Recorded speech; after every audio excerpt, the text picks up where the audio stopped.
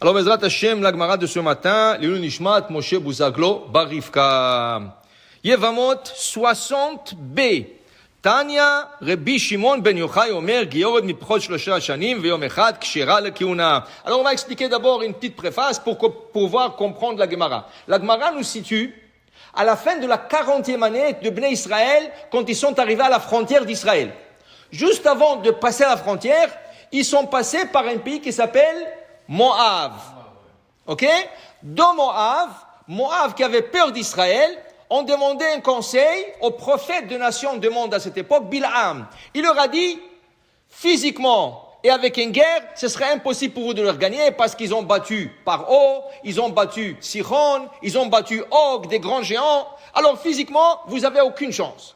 La seule chose que vous pouvez faire, c'est aller contre ce que Dieu leur dit. Et qu'est-ce que Dieu leur dit? La chose qui est la plus repoussée aux yeux d'Hachem, c'est l'adultère. Donc, qu'est-ce qu'ils font?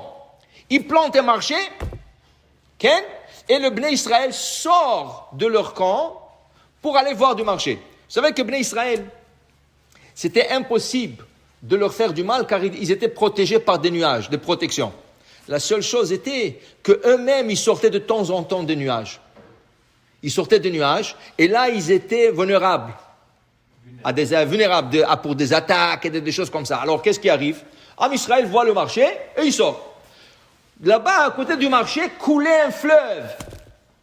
Il s'appelait le Shittim.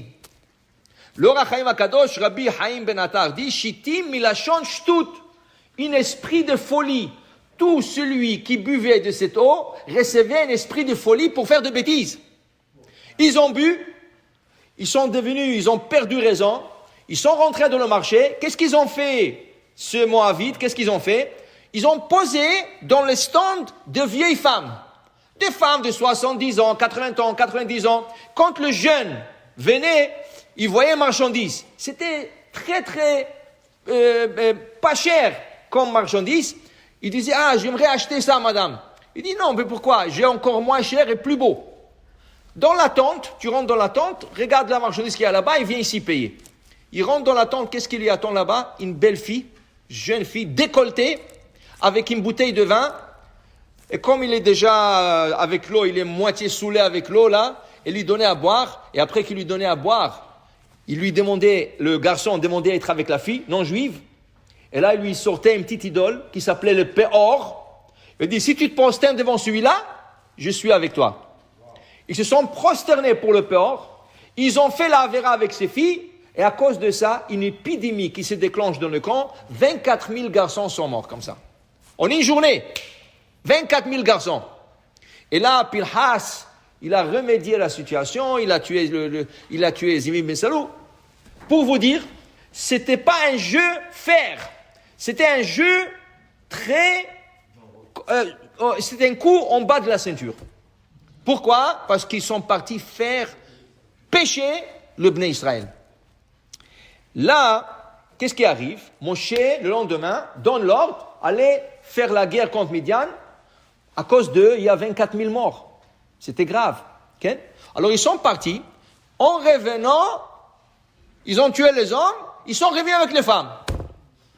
Moshe, il voit ça, il dit, allô, je ne comprends rien. Pourquoi vous êtes partis là-bas? C'est les femmes qui étaient le problème, pas les hommes. Il fallait tuer même ces femmes. Okay? Là, il leur a dit, vous pouvez garder les filles moins que 3 ans. Moins que 3 ans, vous pouvez garder les filles. Tov. Alors, c'est là qui vient la Gemara ce matin. Tanya, Rabbi Shimon ben Yochai Omer, Giyoret mipechuta mibat 3 shanim v'yom echad, kshera lekiuna. Ces filles-là, il les convertit, et ils peuvent se marier avec elles. Mais, le chidouche, un Kohen n'a pas le droit de se marier avec une fille convertie. Même s'il est tzadéket de tout ce que tu veux. Le Kohen n'a pas le droit de se marier avec une convertie.